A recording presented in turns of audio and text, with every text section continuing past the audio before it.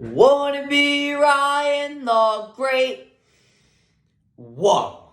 Just whoa. This trade deadline has been crazy. Charles Barkley was right. This is going to be one of the greatest trade deadlines in NBA history. Kyrie Irving gets traded to the Dallas Mavericks. And the trade we are talking about in this video, we will be talking about all the trades in tomorrow's video. But for today's video, we are talking about Kevin Durant getting dealt to the Phoenix Suns.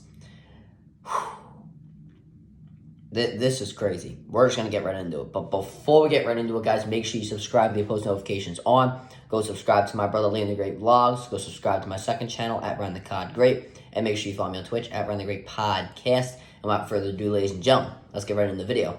So if you guys do not know, at around 1:30 a.m. last night, Adrian Wojnarowski puts out a report saying that the Brooklyn Nets have traded Kevin Durant and T.J. Warren for Mikal Bridges, Jay Crowder, and Cam Johnson, 4 first-round picks and a pick swap. So, yeah, a crazy, crazy trade. First, we're talking about Kevin Durant, then we'll talk about the Phoenix Suns, and then we'll get into the Brooklyn Nets. So, starting off with Kevin Durant. He is very, very, very lucky this morning to be a Phoenix. Well, not very, very lucky.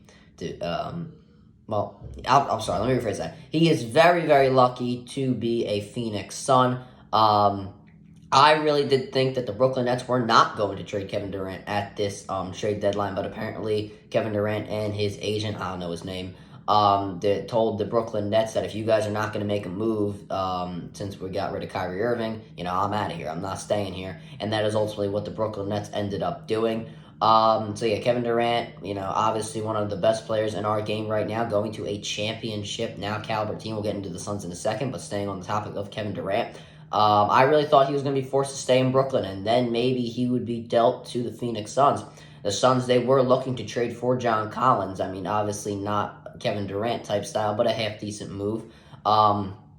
If that was going to happen. But now Kevin Durant is on a championship team, unlike Brooklyn, so he is very, very lucky to be there. Next, let's get into the Phoenix Suns a little bit. It's really championship or bust at this point. This team is not like the Brooklyn Nets, where they pretty much have no drama on their team. Everybody wants to play basketball, get the job done, and go home, collect their paycheck. That is what this team wants to do. I know it seems a little weird, but Kevin Durant doesn't seem like a guy who likes the drama. It was really all more of Kyrie Irving there. But yeah, now he is playing with Chris Paul, who I have number 6. Out of all the point guards in basketball history, I have him at number 6 in my point guards list of all time. I know he's only averaging around 13 points per game. It is what it is. He is averaging 4.3 rebounds and also 8.7 assists. So we obviously know that he is willing to give up the ball, especially a lot this season. I mean, he has not played as much as he'd like to, but yeah. And then they got obviously they got Devin Booker, who will be coming back soon from his little groin injury. I'm not sure how long. I'm not sure how long he is going to be out for still, but he was averaging 26.8 points per game before he was out. This is obviously a superstar in this league, and now adding Kevin Durant to that picture, boy, I don't know. And then DeAndre Ayton. Let's not forget about DeAndre Ayton, ladies and gentlemen. This man is averaging 18.7 points per game. I mean, the starting lineup is very, very good for the Phoenix Suns right now. Chris Paul, when they're all healthy. Chris Paul, Devin Booker, Kevin Durant, whoever you want at the 4. I know they did trade Cam Johnson and Jay Crowder. Well, Crowder wasn't playing anyway. Maybe Craig? I don't know. Let's see who's on the roster.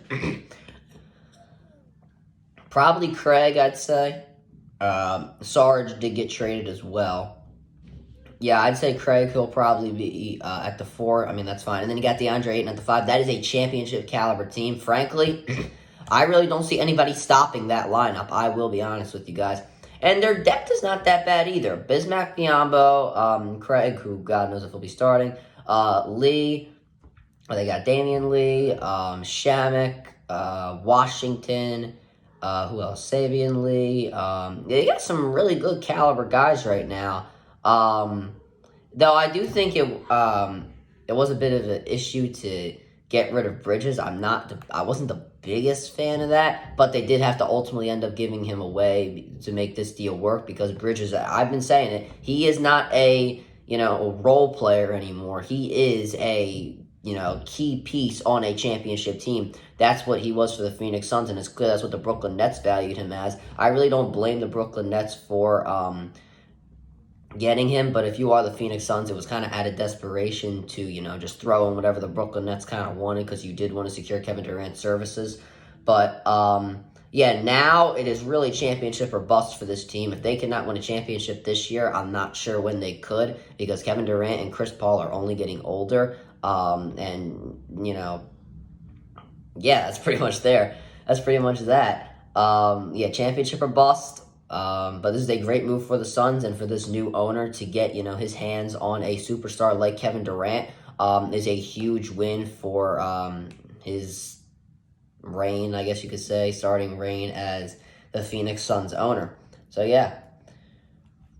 Now we get into the Brooklyn Nets. What a disaster I want to start. I will start off with 3 years ago. When they signed Kevin Durant, or 4 years ago, whatever it was. When they signed, I think it was 3 years ago, I don't know. When they signed Kevin Durant and Kyrie Irving, we were thinking championship. Then when they traded for James Harden, we were thinking dynasty. Well, they end up playing 16 games together as a team. That is a total disaster on so many levels. I really don't want to blame Kevin. I'm obviously not going to blame Kevin Durant at all because it didn't seem like he caused most of the problems. When healthy, he was the best player in the world, and I still think that when he is healthy, he is probably the best player on the basketball court, no matter who's on with him.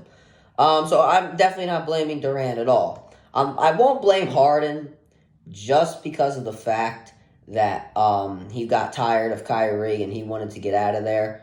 I won't blame Harden, but he did cause a little bit of issue wanting to be traded right before Kevin Durant was coming back from his little knee injury last year. I'm not sure what it was. But really, this all falls on Kyrie Irving, in my opinion.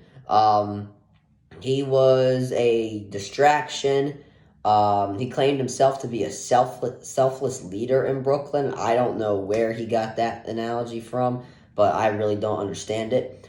And just so many off-court distractions. It wasn't even on the court. It was off the court that were the biggest problems. So really, this falls mostly on Kyrie Irving. And you guys know, I'm sure, or maybe if you don't, the Brooklyn Nets never even really wanted Kyrie Irving. They wanted just Kevin Durant, and they were going to try and find somebody else. But Durant said, he's the package deal. This is the package deal. You get me, you're signing Kyrie as well.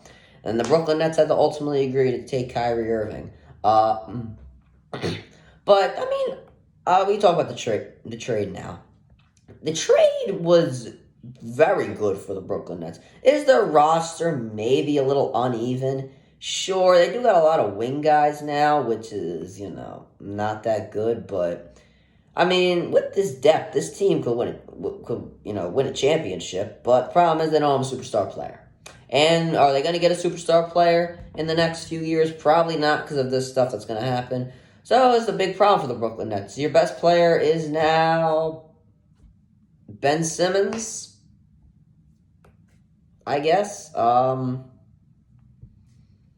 Seth Curry, Cam Thomas. Those are not guys that are going to win you a championship. I don't even know if the Brooklyn Nets will make the playoffs right now. They currently stand 5th in the East. They're obviously going to go down. They can make the play-in. I think they could do that. They do have a lot of depth on their roster. With the depth on their roster, I think that they could make the playoffs. But I don't see them going past the first round with this team. There's just no superstar on the team. I do think the trade was good, though. They did ultimately end up trading Jay Crowder, which is fine. I don't really think that matters. But getting Bridges, or maybe Bridges is your best player. I don't know. Getting Bridges and getting Cam Johnson They do have some good. I will say they do have some good defense. Offensive scoring wise, it's really nothing there. This has really been a disaster for the Brooklyn Nets the past few seasons, and this is just the cherry on top of everything that has happened. 16 games played from your dynasty team. That this is probably the biggest disaster in NBA history. I would say that the biggest disaster I've ever seen in NBA history. With this Brooklyn Nets team, and now it ultimately ends up your superstar, your best player has gotten traded, and now you are, I don't know, you're just done, pretty much. You're pretty much done. I mean, they could still make the playoffs, but they're not gonna, I mean, they'd have to ultimately end up facing Milwaukee, Philadelphia, or Boston, and, I don't see that working out. Yeah, it's a shame, but hey, I don't care. Get rid of him. I'm a Sixers fan. Yeah, this has really been a disaster. I don't want to sound repetitive, but it's been a disaster. They're not going to go anywhere for the remaining of the year. They did get some good depth. I do think that what they got for Kevin, you're never going to get equal value for Kevin Durant, but what you did get, I'd say, is acceptable. 4 first-round picks. I mean, while they're unprotected, they're still four first-round picks, so you'll take it any day of the week. But that'll do it for this video, guys. Make sure you subscribe to post notifications on. Actually, I do want to talk about how I heard about this trade. So obviously the trade was at 1:30 in the morning, something Eastern time, something like that. I'm obviously not awake at 1:30 in the morning. What the hell am I going to do on a school night 1:30 in the morning? But so I normally wake up around 6:15 to get ready for school and all that. And well, who calls me? Connie calls me, or actually no, he texts me first. And Sully, spamming me. And I'm like, oh, all right, fine. I was like, do I really have to answer right now? I just talk to him later about it. I'm going to see him soon. And and thank God I did call him back, and because, well, I probably would have saw it anyway, but he told me, Kevin Durant just got traded to the Brooklyn Nets. And I'm still sitting in my bed like I'm still like half asleep, and I'm like, what? Open my eyes. I'm like, nah, you're BSing with me. And then I check my phone. I'm like, oh my God, it's true. They actually traded Kevin Durant. Yeah, I thought that was a pretty fun way to find out that Kevin Durant had been traded. But yeah, that'll do it for this video, guys. Make sure you subscribe and post notifications on. Go subscribe to my brother Landy Great Vlogs. Go subscribe to my second channel at Ryan the Cod Great, and make sure you follow me on Twitch at Ryan the Great Podcast. And as always, Ryan the Great out. Peace.